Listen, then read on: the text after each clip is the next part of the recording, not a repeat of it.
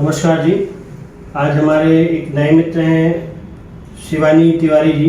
ये हमारे पास इनका ट्रीटमेंट स्टार्ट हुआ था तकरीबन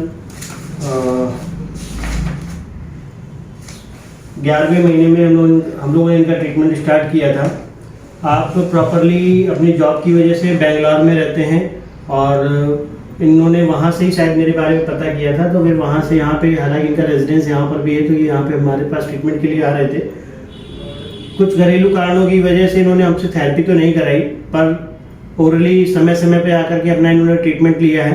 तो शिवानी तिवारी जी से हम जानना चाहेंगे, और इनके हस्बैंड भी साथ में है, कि कब से क्या तकलीफ थी और कैसा क्या इनका लाइफस्टाइल था जिससे ये इनको दिक्कत हुई, और अब ये कैसे हैं। शिवानी तिवारी जी, आपकी कई MRI हो चुकी हैं, हमने देखा है। आप 3-4 जगह की MRI भी करा चुकी हैं। इससे पहले ये शाकरा हॉस्पिटल में, ये शायद बेंगलोर में ही है ना, बेंगलोर में बहुत फेमस हॉस्पिटल, जापानीज हॉस्पिटल है, वहाँ पे आपने दिखा था। तो आपको उस समय पे जो है 2020 की MRI है, वहाँ पे इन्होंने सर्वाइकल लॉर्डोसिस हुआ था, और C4, C5, C5, C6, C6, C7 में माइल्ड बल्ज था। इसके अलावा जो है लंबर में L4, L5S1 में disc desiccation, post central disc protrusion और स्पॉन्डिलोइटिक चेंजेस तो थे ही। डिजनरेशन में बच्चा जा रहा था, जबकि अभी एज है इनकी 29 की एज पे बच्ची जो है कहीं ना कहीं इस उम्र में ये बीमारी के लिए बचपना ही है। इतनी कम उम्र पे ये बीमारी जब लगती है तो कहीं ना कहीं मरीज अपनी सेहत को लेके, अपनी भविष्य को लेकर के कहीं ना कहीं चिंतित हो ही जाता है। तो शिवानी जी, आप बताइए, आपको जब ये तकलीफ हुई तो आपको क्या क्या समस्याओं का सामना करना पड़ा और कैसे क्या दिक्कतें हो रही थी? मुझे सबसे पहले अगस्त के समय प्रॉब्लम हुई थी, और मैं जब भी मॉर्निंग में 4-4:15 बजे मेरी आँख खुल जाती थी, और मुझे करवट लेना भी मुश्किल था, कि मैं ऐसे भी नहीं कर पाती थी, पलट भी नहीं पाती थी।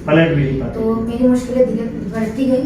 फिर मैंने ऑर्थोपेडिस्ट को दिखाया और फिर जनरल फिजिशियन को दिखाया। उन्होंने सजेस्ट किया कि आप रूमेटोलॉजिस्ट को दिखाइए। रूमेटोलॉजिस्ट ने मुझे MRI सजेस्ट किया, तो उसमें मेरा बल्ज निकला, और उसके बाद उन्होंने मेरा अपना ट्रीटमेंट लिया। 1 मंथ तक मैंने उनका ट्रीटमेंट लिया। उससे मुझे सिर्फ पेन किलर खा के ही आराम मिला, उसके बाद नहीं मिला आराम। फिर उसके बाद मैं यहाँ पर आ गई और डॉक्टर से ही कंसल्ट किया, और पहले 10 दिन तक तो मुझे कोई आराम नहीं था, और 15वें दिन से मुझे आराम, मतलब 10% आराम मिलना चालू हो गया। उसके बाद आफ्टर 15 डेज 20 डेज बढ़ते गए, और आराम उतना ही % बढ़ता चला गया। और अभी सिचुएशन जब मैं यहाँ आई थी तब मैं ठीक से चल भी नहीं पाती थी, क्योंकि मेरे पैर में भी दर्द होता था, मेरे पैर का पंजा बहुत दर्द करता था। तो जब मैं चलती थी तो ठीक से चल भी नहीं पाती थी। तो अभी क्या है, मैं चल भी लेती हूँ, मुझे भारीपन भी नहीं है, और दर्द भी काफ़ी हद तक ठीक हो चुका है।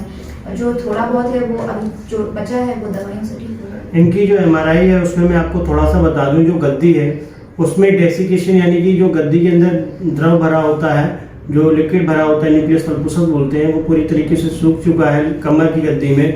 तो कहीं ना कहीं ये डिजनरेशन की कंडीशन है, जिसमें भविष्य में जाकर के अगर इसमें सूखते सूखते बिल्कुल जब डिस्क बाहर आ जाती है तो डॉक्टर सर्जरी के लिए प्रिस्क्राइब करते हैं कि भाई अगर नहीं आराम मिल रहा है तो आप सर्जरी करा लीजिए। और इसके अलावा इनको 1-2 समस्याएं और भी थी, शायद कुछ और भी बॉडी से रिलेटेड और भी समस्याएं थी, उसके लिए भी इन्होंने ट्रीटमेंट लिया। अभी हमने इनको थेरेपी के लिए और पंचकर्मा के लिए सजेस्ट किया था कि यदि आप पंचकर्मा करा लें तो बॉडी में कहीं ज़्यादा चीज़ें में आराम मिलेगा। यहीं पे दूसरे डॉक्टर्स ने मेरे ख्याल से कहीं ना कहीं आपको डरा के रखा था कि ऐसा करो नहीं तो वैसा होगा, ऐसा कुछ था ना, काफ़ी डरे हुए थे उस समय दोनों लोग। और ना ही हमारे यहाँ किसी प्रकार का आपको डर वाली कोई चीज़ तो नहीं होता है कि आप इतनी बड़ी बीमारी से ग्रसित हैं, ऐसा टेंशन हो जाएगा, किसी प्रकार का डर नहीं। थेरेपी जरूर हम सजेस्ट करते हैं ऐसे पेशेंट्स में कि जल्द से जल्द थेरेपी करा लें तो जल्दी आराम मिलेगा। मैंने भी शायद आपको बोला होगा कि आप थेरेपी कराते तो शायद जल्दी आराम मिलेगा, पर आपने दवाइयों को चूज किया और मेरे ख्याल से आज 4-5 महीने हो रहे होंगे, 3 महीने पूरे हो गए हैं। 3 महीनों में आपका रिस्पॉन्स ये है कि आप कितने परसेंटेज, 100% की बात करें तो कितने % आराम होगा? तकरीबन मेरा 95% 95% आराम है। 95% आराम है। इसके बावजूद भी मैं आपको और अपने मरीजों को यही सलाह दूंगा कि बीच में एक्सरसाइज ज़रूर करें। रीढ़ की हड्डी के लिए योगासन, और सुबह जल्दी उठ करके थोड़ा सा अपनी स्पाइन को समय ज़रूर दें, क्योंकि पूरे जीवन इसी स्पाइन पे चलना रहता है। तो स्पाइन का अपनी ख्याल रखें, कैल्शियम को मेंटेन करें थोड़ा सा, और पेट साफ ज़रूर रखें। यदि रीढ़ की हड्डी से संबंधित कोई भी समस्या होती है तो आप हमसे संपर्क कर सकते हैं। शिवानी जी, खैर थेरेपी तो आपने नहीं कराई है, आयुर्वेदिक इलाज से आप क्या समझते हैं, मतलब कि लोगों को आयुर्वेदिक इलाज कराना चाहिए या नहीं कराना चाहिए? क्योंकि आजकल एलोपैथ का इतना चलन है, जरा सी चीज पे आदमी एलोपैथ में जाता है। तो आप आयुर्वेद के लिए क्या कहना चाहेंगे? सबसे पहले तो मैं ये कहूँगी कि मैं अभी तक जो एलोपैथिक दवाइयाँ खा रही थी उसकी वजह से मुझे बहुत साइड इफेक्ट्स हुए हैं। मुझे कॉन्स्टिपेशन हुआ, कॉन्स्टिपेशन से मुझे और प्रॉब्लम्स हो गई जो मैं यहीं आकर मेरी ठीक हुई।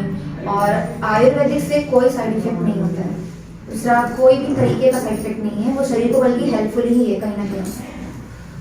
आयुर्वेद शुरू से इसीलिए फेमस रहा है कि इसके कोई साइड इफेक्ट नहीं होते हैं, और एलोपैथ इसीलिए बदनाम रहा है कि उसके कोई भी इलाज करिए आप। और मैं एक चीज ऐड करूंगी कि ये स्पाइन की जितनी भी दिक्कत होती है उसमें एलोपैथिक में कोई इलाज नहीं है इसका इलाज सिर्फ आयुर्वेदिक। आपने तो कई हॉस्पिटल्स में ही कहीं ना कहीं हर तरीके के, आप जरा क्या कहना चाहिए?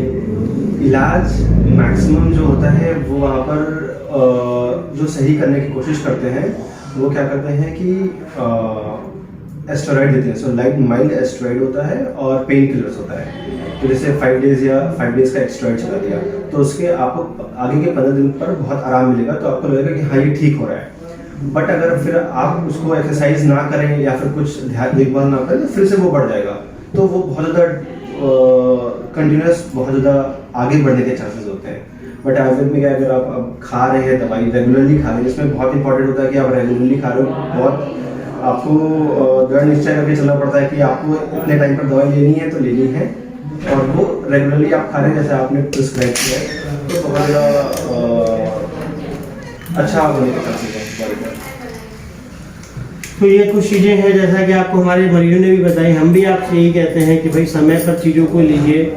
आयुर्वेद में जो दवाइयाँ हैं वो दवाइयाँ नहीं होती हैं, खास तौर पे दवाई का मतलब तो होता है तो रोग को दबाना, और हम आयुर्वेद की दवाइयों को कहीं ना कहीं अमृत बोलेंगे, क्योंकि हर एक दवाई किसी एक चीज़ पे नहीं कई चीज़ों पे काम करती है। और हमारे सेंटर की खासियत ये है कि हमारे सेंटर में हर चीज़ के लिए एक विशेष डॉक्टर है। जैसे कि मैं केवल रीढ़ की हड्डी पे ही काम करता हूँ, स्पाइन पे ही काम करता हूँ, हमारे यहाँ सर्जरी के लिए दूसरे डॉक्टर हैं, पेट के लिए दूसरे डॉक्टर हैं, और अन्य चीज़ों के लिए दूसरे डॉक्टर हैं। धन्यवाद।